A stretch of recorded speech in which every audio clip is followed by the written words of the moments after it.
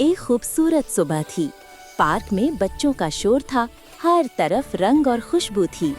इन्हीं बच्चों में दो प्यारे दोस्त अली और आयशा भी थे, जो हमेशा साथ खेलते थे। खेलते खेलते अली की नज़र ज़मीन पर पड़े एक पर्स पर पड़ी। दोनों हैरानी से उसके करीब गए।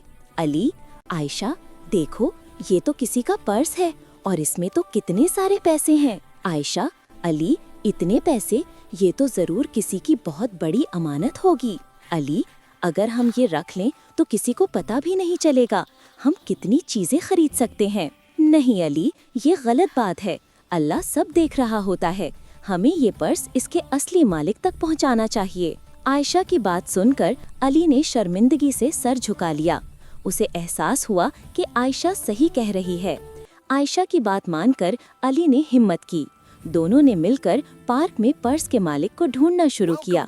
कुछ देर बाद उन्होंने पार्क के गार्ड से मदद ली। गार्ड, शाबाश बच्चों, तुमने बहुत अच्छा काम किया। चलो हम मिलकर इसके मालिक को ढूंढते हैं। थोड़ी ही देर में एक बुजुर्ग आदमी परेशान हाल में वहां पहुंचे। मेरा वॉलेट गुम गया है, उन्होंने कहा। गार्ड ने अली और आयशा की तरफ इशारा किया। अंकल, अरे वाह, ये तो मेरा ही वॉलेट है। तुम दोनों कितने ईमानदार हो। तुमने तो मेरा दिन बना दिया। तुम्हें जरूर इनाम मिलना चाहिए।